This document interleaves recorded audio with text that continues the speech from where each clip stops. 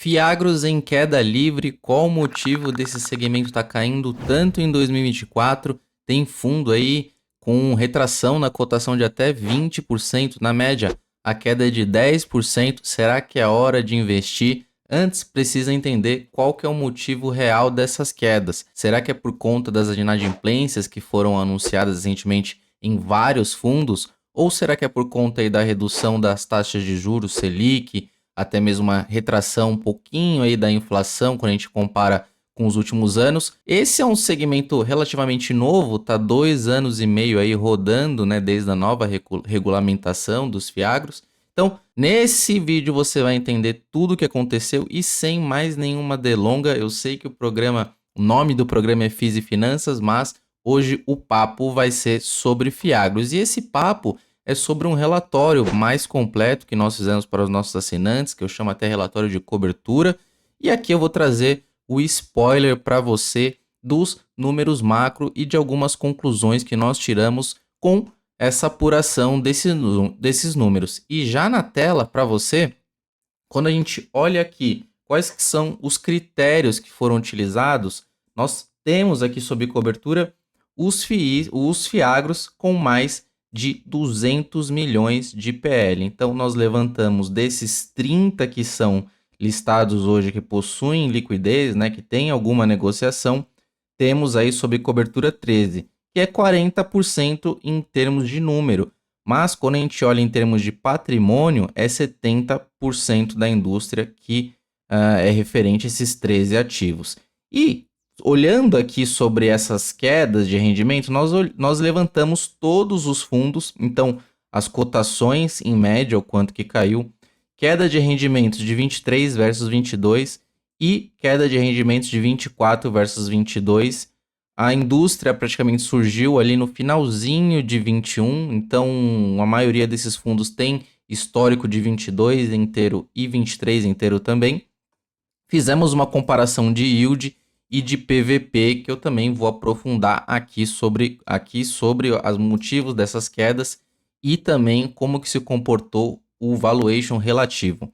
Quando a gente fala de critérios aqui ainda, né, voltando, o que acontece com esses fundos quando a gente olha possível estresse? Ou seja, não é uma inadimplência, é algum fato relevante que surgiu, alguma GE que foi convocada, algum pedido de waiver, ou seja, adiantamento, né, aditamento de contrato, ou seja, você posterga ali o pagamento.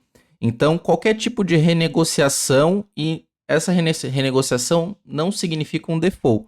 Então, eu levantei tudo que saiu, até fui um pouco cavaleiro do apocalipse, porque eu peguei dados do PL de tudo que aconteceu dentro daqueles fundos, mesmo que tenha solucionado, né, durante esses anos, e fiz uma comparação, e essa comparação é de 465 milhões em estresse. Ou seja, tem denúncia de grilagem, tem waiver, qualquer tipo de renegociação e também default. Quando a gente isola aqui esses fundos, 6 relataram algum tipo de problema, ou seja, dos 13 que nós temos sob cobertura, 6 tiveram algum estresse, que é 46% do total desses FIIs que estão sob cobertura. Inadimplência mesmo, quando a gente olha as últimas vias onde o fundo tem que executar a garantia, né, já ocorreu ali a falta de pagamentos, isso é menor que 2% de tudo que eu levantei. Então, já sabemos por aqui que inadimplência não é um problema generalizado, apesar de ser generalizados em alguns pontualmente nesses fundos.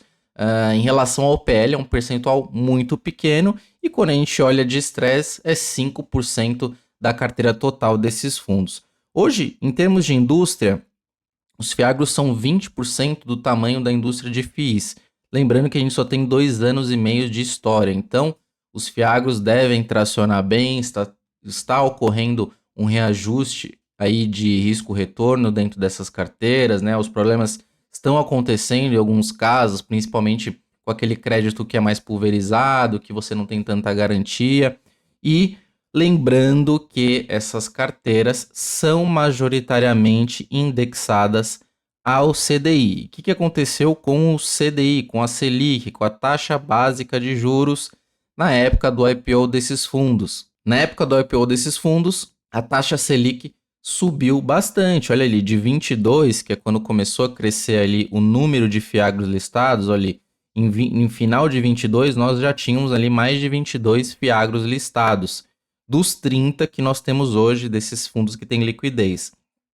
E nós tivemos um período grande, né, dentre essa história curta, de Selic ali a quase 14%. E o que aconteceu com essa Selic? Ela caiu de 13,75, vou ajustar aqui, 13,75 para 10,50%, que é uma queda aí de 20%, 23% na taxa básica de juros. E quando a gente olha essa queda de cotações, o que aconteceu? Tem fundo aqui que caiu 20%, tem fundo que caiu 14%, tem fundo que caiu meio, tem fundo que caiu 12%. Na média, se a gente faz uma média geral aqui desses fundos, a média é de 10% de queda. E quando a gente olha rendimentos, os rendimentos caíram em relação a 24, né? 24 contra 22, que foi da época do IPO, é uma queda de 20% aproximadamente. Tem fundo que caiu 30, 31, justamente por conta dessa queda do CDI. E quando a gente olha 23 contra 22, já houve também uma queda significante de 6%, ou seja, a Selic veio caindo, esses fundos tiveram sim alguns problemas, mas já te mostrei que esse problema da carteira não é tão generalizado quando a gente olha em termos de patrimônio dentro desses ativos. Aconteceu que esses fundos vieram crescendo e foram diversificando essas carteiras, então é um ou outro fundo que tem algum problema e um percentual relevante dentro da carteira. E quando a gente olha dividendo, bom, o que aconteceu? Se o dividendo, se a distribuição de rendimentos caiu, lembrando que isso não é dividend yield, aqui é o pagamento por cota de cada um desses fundos que caiu.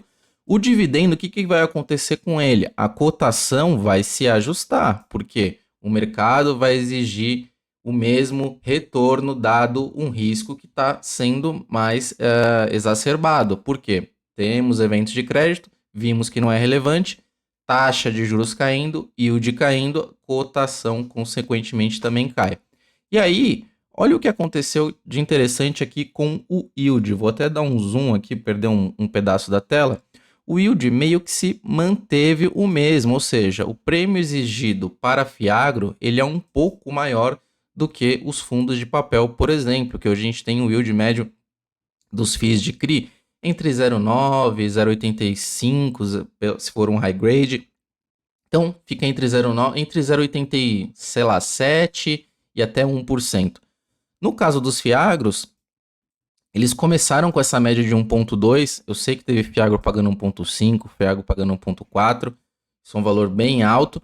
Mas, na média, ficou 2022 e 2023 pagando aí 1,2% ao mês. E as cotações caíram bastante para justamente manter esse 1,1%, 1,2%. Então, voltando aqui no nosso critério, né, o número de fiagros listados, o que falta, né, para essa indústria e o que aconteceu? O que aconteceu é que o PVP, ou seja, o valor relativo dentre o valor patrimonial e o valor de mercado, quando esses fundos foram listados e quando o CDI estava alto, os fundos estavam com um ágio aí médio, eu ponderei pelo PL, de 4%. Então, tem fundo com 6% de ágio, 7% de ágio. 2023, alguns fundos ainda estavam com bastante ágio, ou seja, muita gente pagando caro em fundo de dívida.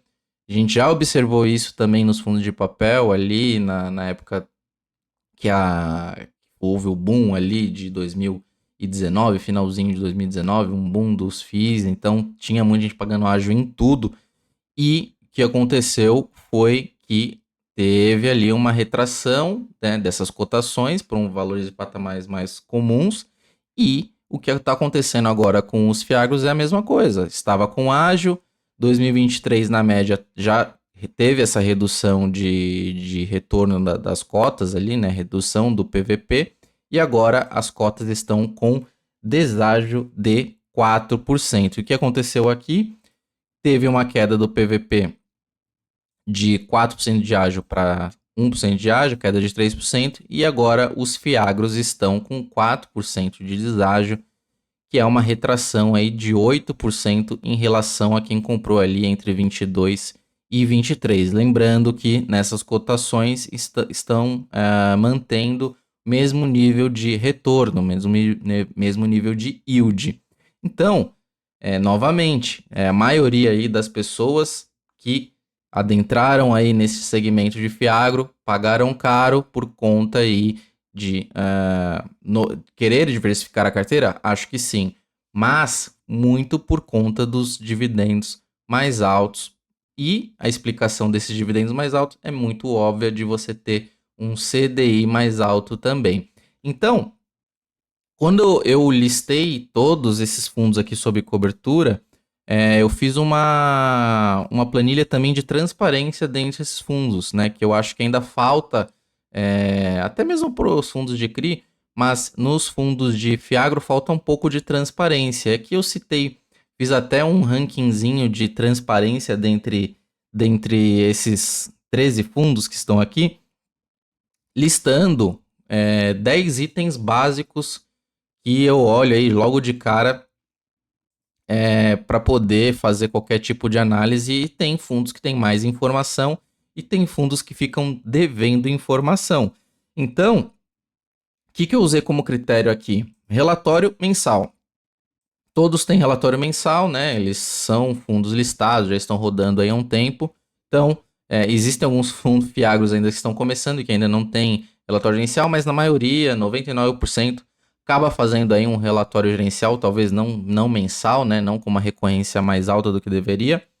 E um outro critério que eu acho muito importante é a sensibilidade do yield versus a cota e também a duration do fundo. Então você precisa saber qual o retorno que você está ganhando, né, dentro daquele fundo, dado o preço da cotação daquele momento. E a cotação, ela altera todos os dias. Então você precisa ter uma tabela para você saber exatamente quanto que você está almejando de retorno dentro daquela carteira versus o preço daquela cotação. E não são todos os fundos que têm esses dois critérios combinados. Alguns têm só a sensibilidade, alguns só mostram a duration. Duration é o prazo médio daquela dívida. Então tem fundo que nem a duration coloca direito. Então é bem complicado você fazer uma análise sem esses dados que são, na minha visão, básicos. Descrição dos ativos IPL, aquela tabelona de descrição do ativo, eu digo ali, da qual o ativo que é, quem é o devedor, aquela tabelona. Então, alguns fundos também pecam nesse detalhe. Código dos ativos, eu digo código ISIN para você pesquisar ali a securitizadora, entrar no detalhe e ver, né, a curva de amortização. Para quem é mais hardcore ali, tem fundo que também não coloca o código ISIN dos ativos. Descrição completa dos ativos e garantias também. Alguns fundos não colocam a descrição do que é o ativo, do que está coberto dentro daquele ativo. Não tem uma descrição muito clara e os ativos, eles são, né, em sua maioria, pulverizados. Alguns têm uma concentração maior. Eu sei que são muitos, mas a descrição deve ter, sim, em algum momento ali no relatório gerencial.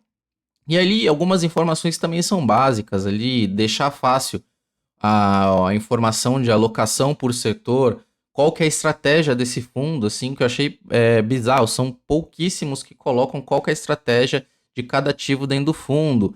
Se ele originou, se ele fez toda a estruturação, talvez essa estratégia seja mais de carrego. Se ele comprou no mercado secundário, ele quer ganhar o spread, quer fazer o giro. Então, qual que é a estratégia de cada um dos ativos dentro da carteira? É carrego ou é giro? E mesmo as gestoras que possuem mais informação, que dão mais informação, mais quantidade de informações dentro do relatório gerencial, pecaram um pouco nisso também. Alocação por indexador. Então, às vezes tem aquele tabelão lá e você não sabe quanto que é a divisão exata entre CDI e IPCA, então você tem que meio que ficar fazendo conta por tabela. Essa informação às vezes nem existe, né? Quanto que tem. Então, isso também dificulta um pouco. DRE, quase todos colocam. E planilha de fundamentos, realmente, só o KNCA foi que eu achei dentro, né, da informação. Também tem que estar fácil, né, para você achar, putz. E pior que eu ainda fui atrás do site do fundo, até entrei no site do fundo, vi se tinha planilha de fundamentos lá, mas uma planilha de fundamentos que conste ali em Excel a DRE do fundo para você fazer uma outra conta. E o vídeo do gestor, que também foi um critério básico que eu coloquei aqui, porque não custa nada o gestor colocar a cara ali, fazer um vídeo de 7 minutos, 10 minutos, sobre o que aconteceu no mês, um resumo do relatório gerencial, dar a cara ali, falar sobre o que tá bom, o que tá ruim no fundo. E eu achei bem legal alguns fundos que fazem isso, outros não fazem. Então, alguns você tem que procurar ali, não tá no relatório gerencial, mas eles, um ou outro também faz isso, você tendo que fuçar. Então, a gente resultou nessa nota aqui de transparência, e aqui eu fiz 4 tiers, né? Ou seja, um com nota 9,5, que é o próprio fundo da Kinea. Aí você tem 3 fundos nota 8, que é o segundo tier. Aí tem fundos ali nota 7, 7,5, que é o terceiro tier. E fundos com a nota abaixo de 5, que precisam melhorar aí a comunicação e o nível de informações dentro desses relatórios. E esse nível baixo de informação, o engraçado é que não significa que esse fundo ele é ruim. Às vezes o fundo ele é até high grade, ele é um fundo bom, mas é um fundo ali meio que do banco, é um produto mais secundário ali dentro dos diversos produtos que estão dentro ali da grande instituição. Então não demandam tanto tempo ali, até mesmo que os ativos são high grade, ou muitas vezes, ou tem fundos que realmente são ativos high yield e falta realmente a informação. Então tem todos esses tipos de casos e esses poderiam melhorar um pouco mais a comunicação. E se você chegou até aqui, já deixa o seu like, ajude o Clube FI a crescer cada vez mais, vai ajudar bastante, porque isso fomenta o algoritmo a entregar o nosso conteúdo para outros públicos. E me siga também no Clube FI, nas redes sociais, meu arroba é o mesmo, DanceNPI, e deixe o seu comentário aqui se você tem algum desses ativos aí, se você está no prejuízo. Vamos bater um papo aqui nos comentários. Até o próximo vídeo, um grande abraço e tchau, tchau.